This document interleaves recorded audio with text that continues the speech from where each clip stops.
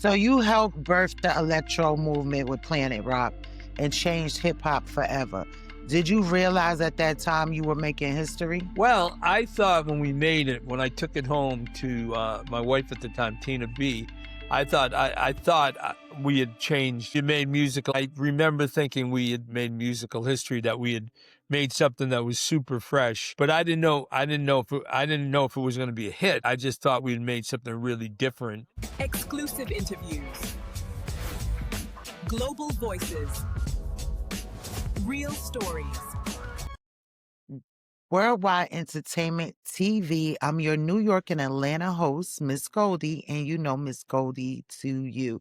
Today we have one of the architects of modern music, a man whose sound shaped the foundation of hip hop, electro, and club culture around the world. From Planet Rock to Rocker's Revenge, the one and only Arthur Baker. Hey, Goldie, good to finally get to talk to you. Yes, it's such a pleasure. We've been talking about it for years, and now I have I something to finally promote. got you. I have my. Yes. There you go. Yes. Thank you so much for your time. I know you're very busy right now, and we're gonna get right into, what's got Mr. Arthur Baker busy these days. First Well, off, it's an honor. Your fingerprints are all over the DNA of hip hop and dance music. When you look back, did you know those early records would change the game forever? well, yeah, I mean, with Planet Rock, when we made Planet Rock, I didn't know it would change the game, but I knew it was something very different. You know what I mean? I knew it was a different type of record. And, I thought, I thought we'd made something different. When we did like Walking on Sunshine, I knew I knew that it would be successful to an extent. I didn't know that, 40 years later, people would still love dancing to it. So you really, you don't know that. You can only just know if you're making something good. And back then there was no reason to think that it would be happening that many years later, but I knew that the records were successful. They were going to be successful. That's amazing. You don't put out a record. Back then, I didn't put out anything unless I thought it was a hit. That's amazing because you definitely have a long discography. You've worked with icons across every genre, hip hop, rock, pop, electronic. What was the moment where you realized your sound had no boundaries? Well, I thought when we made Planet Rock, that was a record that I thought didn't have any boundaries, because I thought it would appeal to people who like rock music, people who like, well, there was no hip hop. There wasn't hip hop, but people who like Kraftwerk and Talking Heads. And so I was sort of making it for those people. Well, me personally, and Bam knew Bam knew that he played everything. That was the thing. That was why Bambaataa and I bonded, because he would play all sorts of music. Anything with a beat, he would play. So when we made this record, he was very confident of it, but the rappers were not confident. They didn't really get it. They thought it was going to be the last record they ever made. That's very interesting. Before there was the internet, before sampling was even mainstream, you were blending genres like a mad scientist. What inspired that experimentation? Well, I just had the love of all different types of music, so it wasn't odd for me. I grew up listening to whether it would be the Jackson 5 and the Temptations and Led Zeppelin and Rolling Stones. So I for me, music had no boundary. So basically it was really easy for me to want to make music for, that combined different things. Amazing. Okay. Let's take it back. What was your very first big studio moment that made you feel like, okay, I'm really in this now?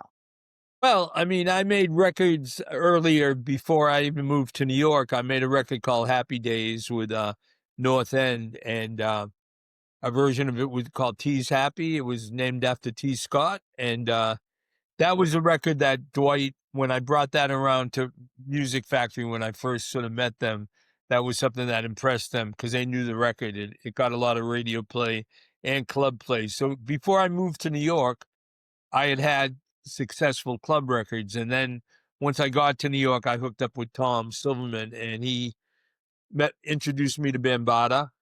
And then we went in and we did Jazzy Sensation, the first one. And then after that, and that was with a live band, live musicians. And then we went in to do the next one, which was Planet Rock, which, was the drum machine and was not like a live band. It was a drum machine and one musician playing on top of that, which was John Ruby.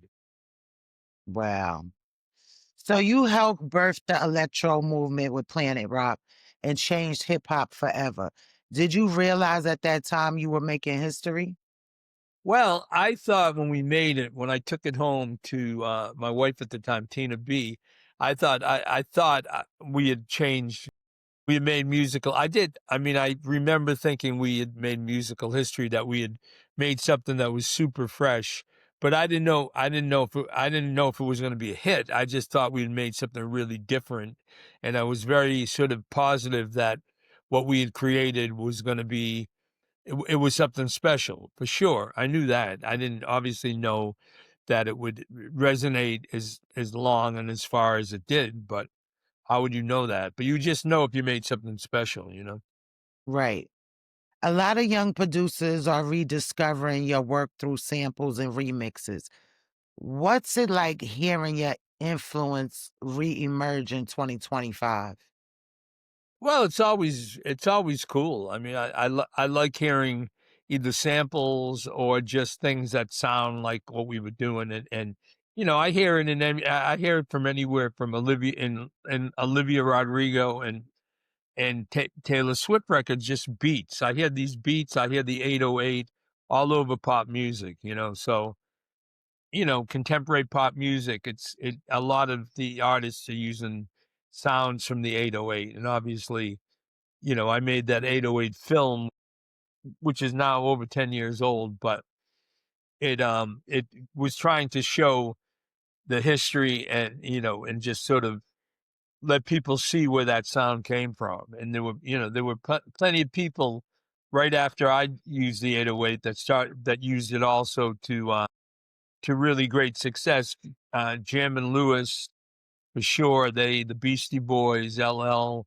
No, so it was rap. Then Pharrell took it on, and all these people are in that film. If you can track it down, it's interesting because it just shows the difference between people who would use an 808 and people who wouldn't. If you had to be an open thinker to use an 808 because it didn't sound like drums. It sounded like something. It sounded like an 808, not drums.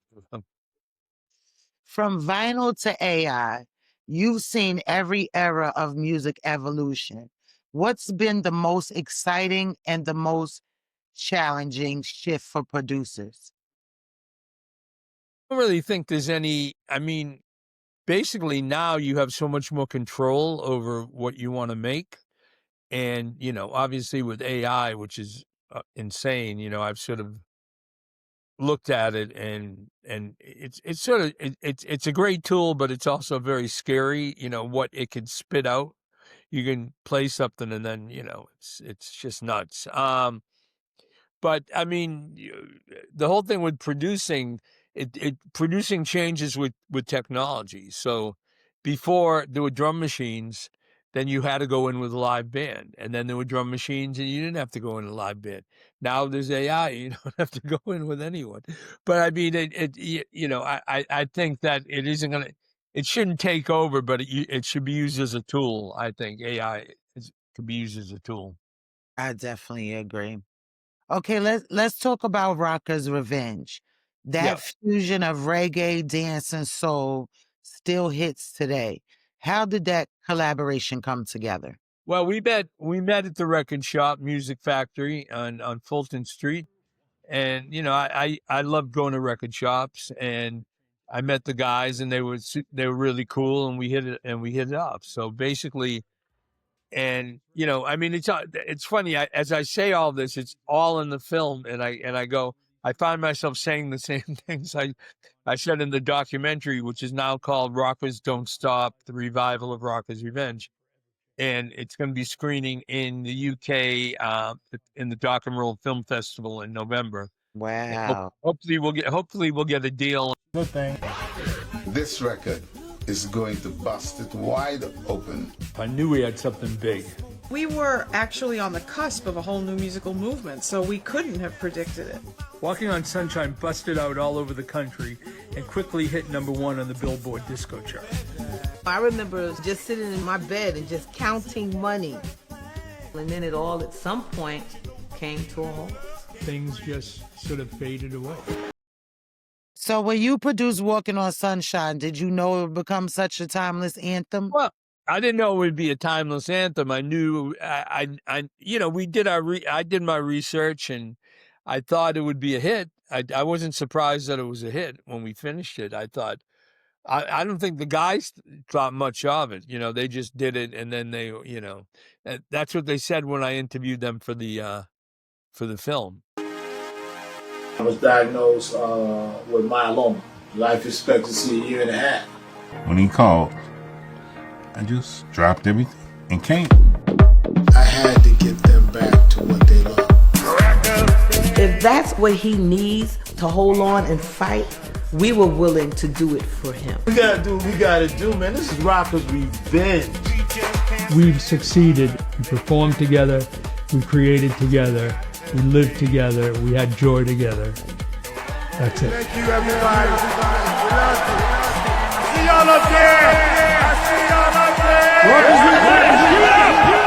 there. So, but I believe, at that point, I really believed in what I was doing. So, I'm not saying I wasn't surprised a bit, but I had confidence that the music I was making would be successful. I didn't have confidence that it would be successful all these years later, Right, right. That I What didn't. made that chemistry with Donnie Calvin and the group so special?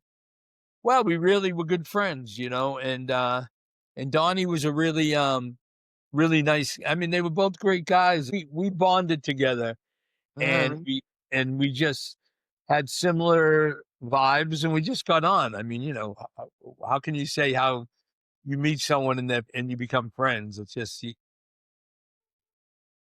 run the same. We were on the same wavelengths about music. Because when you think about, Donnie, Dwight was really open to all sorts of music, and Dwight was, not any different than like Bambaataa. The two of them, they were both really open into anything, and Dwight was definitely more of the person who led that.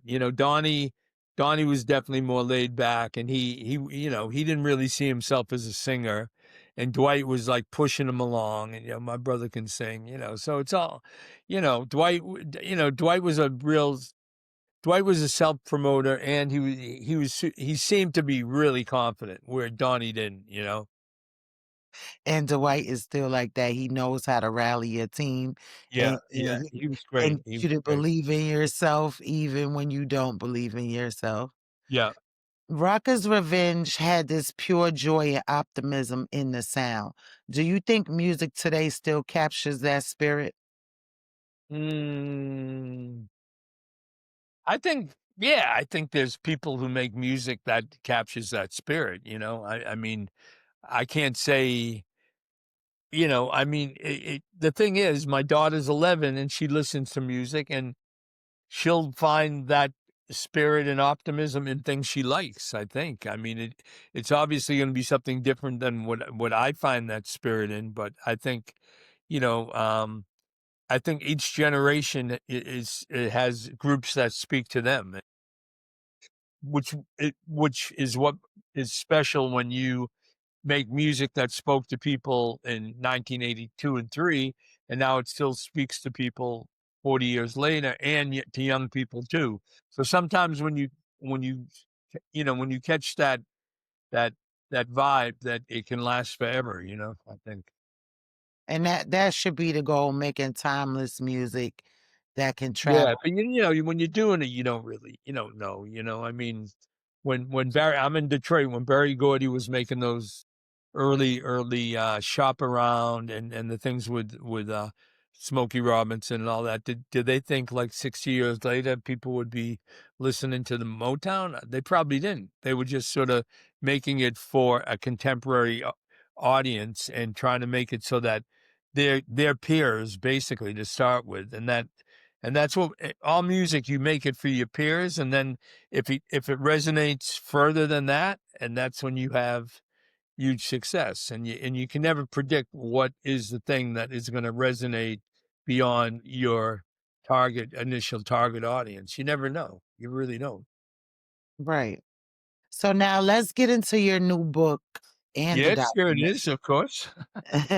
Congratulations. Thank What you. Yeah. inspired you to finally tell your story in this format? My wife, Annette, said to me, you should write your book so that your daughter has all those stories. And I said, yeah, that makes sense. I'll do it. And then I got a publishing deal with Faber out of the UK. So I actually, because, having the idea to write a book and being inspired to write a book is one thing, but then being, sort of motivated enough to finish it came with knowing that there was a check at the end of the, of the That's process. definitely inspiring to Well, finish it. it didn't inspire me to write it. My wife did, but it got me to finish it. Because Yeah. when you don't have that thing at the end of the end of the tunnel, knowing that when you finish it, there's someone waiting for it, and you can't let them down. And I mean, it's most of the things I've been able to finish in my life were I was able to do it because there was a commitment I made to someone, and there was money being paid at the end of that. Otherwise, I'm really bad at finishing things, and to self motivate finishing a project is very difficult. I definitely have ADHD, and it's sort of finishing anything is really difficult. But if there's a schedule and it got to be done by that date, and you are going to get paid to finish it, then I finish things. And it's not Was it really just them, but it really isn't just the money. It's the fact that I have a deadline that I have to finish. I mean, the money is, yeah, it's great, and yeah, of course that is a part of it. But it's more knowing that that thing had to be done on a certain date, and then I'll do it. I may be a few days late, but I will. No, but I will. Like when I was making records and doing remixes, it's like they'd say you need to have it done by then, and I would have it done.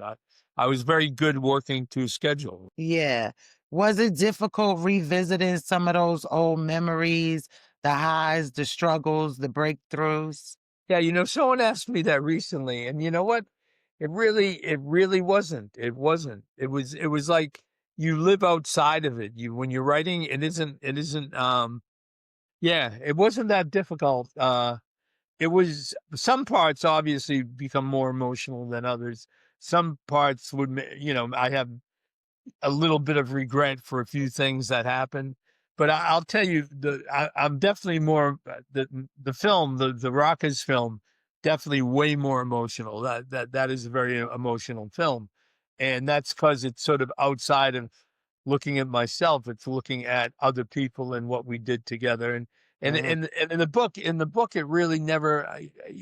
So as I said, someone asked me that recently, and I was just like, I really can't say that writing the book made me feel bad at all. I mean, I did a few chapters. I'm going, why did I do that? Why didn't I do that? But it wasn't really, it didn't make me feel bad at any time, actually, or sad, really, which it is what it is. If if it had been painful to do it, I probably wouldn't have done it and worked on it, but Right. it wasn't painful, it was What's it was tedious. Sometimes it was tedious, and but I'd get locked in a zone if I'd started working on it, and I'd just start writing, and then next thing I know, I've been in there 10 hours, and I'd written like 8,000 words. I mean, I wrote a lot. Yeah, I'd go in and just sort of start on something, and then my wife would bang on the door like 5 hours later. You've been in there 5 hours. Are you okay? I said, yeah, I wrote like 4,000 words. So it would be just catching that flow, for sure. Right. What surprised you the most while putting together the documentary? Maybe something you rediscovered about yourself or the culture? Uh, it was more how, missed opportunities and how, in life you get things and sometimes you let them slip by and they ain't coming back again. And you think that they might, and sometimes they don't. So it's sort of really trying to focus on that fact that you got to take advantage of your opportunities because they may not come back again. So which is, it's a difficult, it is definitely a difficult learning that about the situation. And I know Donnie and Dwight feel strongly about that because they say, I guess we missed that opportunity and we thought we had time and we didn't. It didn't come back around. There's a whole new generation of artists learning from your legacy. What do you hope they take away from the book and the documentary? Well, first of all, treat people like you like them to treat you. To me, that's like one of the most important things that I always live my life. And, it was something my dad and how I grew up. And it's, you got to treat people right and respect people and don't take things for granted and enjoy the trip. Cause, it's like, it's not a long trip for sure. So enjoy what you're doing. You should do it's funny because the guys, they didn't really quit their day job and that sort of hurt the situation with the group. Whereas usually I'll say, don't quit your day job and give it, and just sort of don't rely on music as everything. But then there's always a point when you should quit your day job when you've really have that opportunity, which is what the guys didn't do because they kept working at the record shop instead of going to Europe.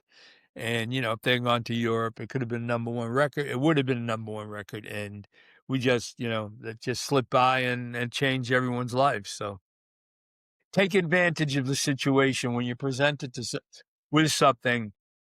Don't think that is going to come back around again. That's Gotta strike the iron while it's hot. Strike the iron while it's hot. Absolutely.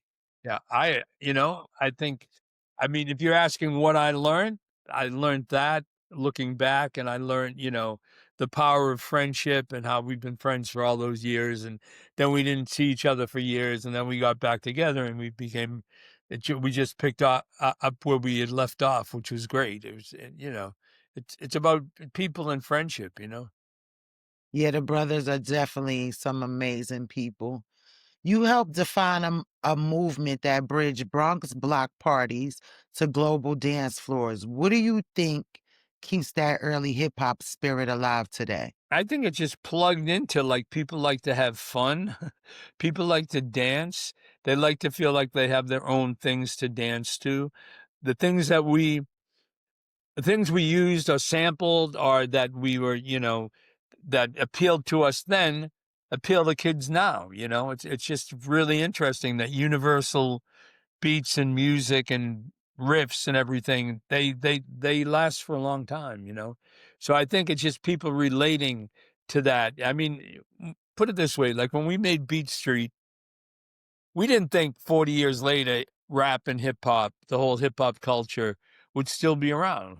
How could Right. we know? We just thought it was like this thing that was happening and we wanted to memorialize it in a film, but we did not think that none of us, we'd be lying if we said we thought it was going to be like what happened with it. I mean, because basically anywhere you go in the world, you'll see graffiti on the walls. Anywhere in the world, wherever I've ever gone, whether it's China, whether it's Greece, and wherever it is, there is always hip hop on the walls. I mean, it's just insane how that spread. And Right. Beat Street had a lot to do with that because Beat Street was it was the first commercial movie that sort of put out that vibe to the world, which was rapping, breakdancing, and graffiti and DJing. So I feel like honored to have been part of that for sure. That's something that I can really point to and go, that's something that, really made a difference in the culture. I will definitely go with that, and making Planet Rock too, but Beat Street was super important because it really led to people knowing about, you know, b-boying and breakdancing and hip hop. I really think that hip hop has gotten away from like the stories that you tell is the essence, the beginning, the evolution of hip hop. Do you feel like the music that they're putting out now, does it still define hip hop or should it be another genre? Well, I think it defines hip hop as, in the culture of today, I mean, we can't be the people to decide what is hip hop. Right, right. I don't think me and you can say that's not hip hop. And you know what? People do, people do that. I like to say it. I'll do it because I'm working with Nas now I'm working with Nas on the Beat Street musical, which we're working on, right? And when I wanted to bring someone in to work on it, he said, "No, he ain't hip hop," and I'm like, I mean, and you can't, I can't question Nas because Nas is he is hip hop, but I'm like going, there's different forms of hip hop. I mean, he ain't old school hip hop, but there is new hip hop, and we don't want to leave those people out. We don't want to leave the new heads out when we make this musical. I mean, we want to tell the story of the original b-boy culture and how it happened, but then you also want to, make it friendly for people who now have taken hip hop and made it into something new. We're talking about how many generations, man? We're talking now hip hop. If you say it started 50 years ago, how many 52. how many generations of kids have come and been part of hip hop? So of course it's going to change. It has to. If it doesn't grow, then it's it's just old music. So I'm not judgmental. I may hear something. I may go, oh, I don't like that because I just don't like it. But I'm not going to say, well, that's not hip hop. But I mean, a lot of the old guys are very judgmental on it. I'm not. You know what? You know why I'm not judgmental? Because I'm not saying I left it, but I sort of left it, like maybe in 87 or 88, like I stopped making hip hop records. So to me, anything after then was different. And, but I loved hip hop. I loved Tribe Called Quest and I loved a lot of the other groups around that era. And now, I mean, there are people who made records I really like, but it was always changing. And if you just stop what you think hip hop was from the 90s, then, you're missing out on a lot of good groups. And, I don't know. Yes, yes. If you could go back and give young Arthur Baker one piece of advice, what would it be? Don't go into business with Morris Levy. I'd own my catalog if I had not, that's a regret. That's one regret.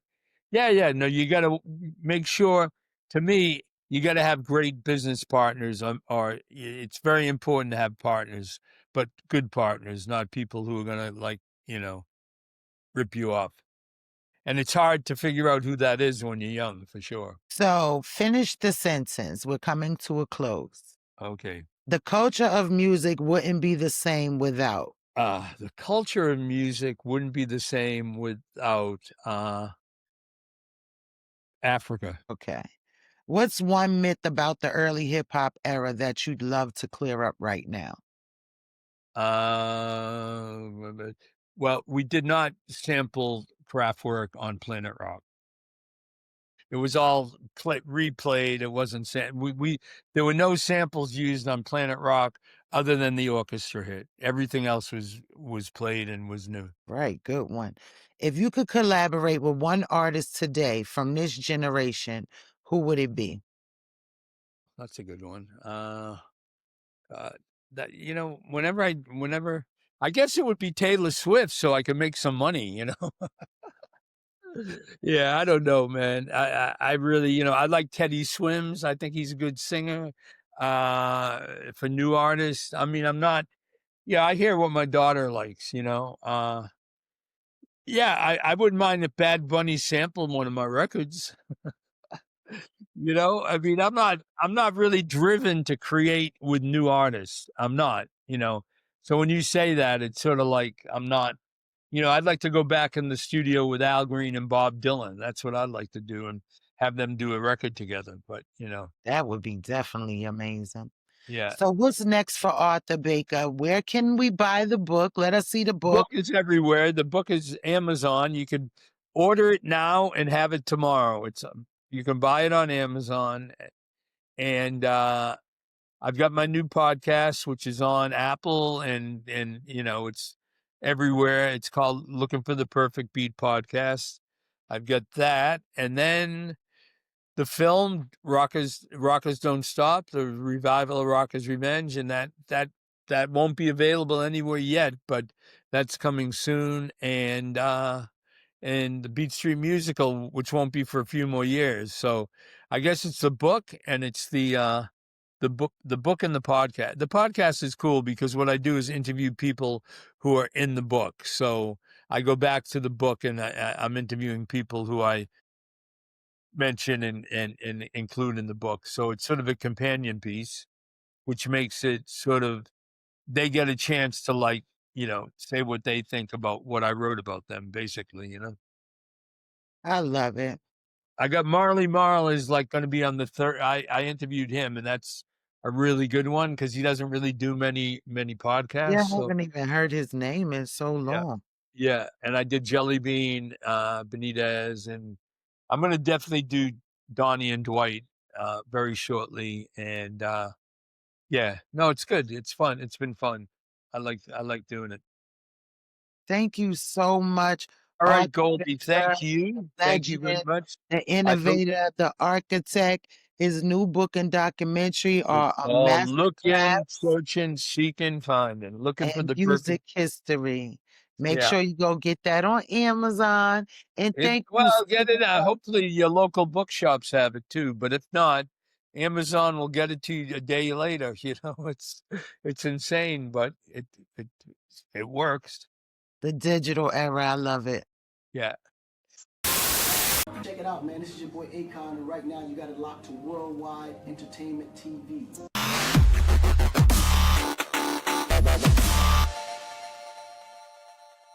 Hey, I'm Dominic Santana, and you're watching Worldwide Entertainment TV. Guys, shout out Worldwide Entertainment TV.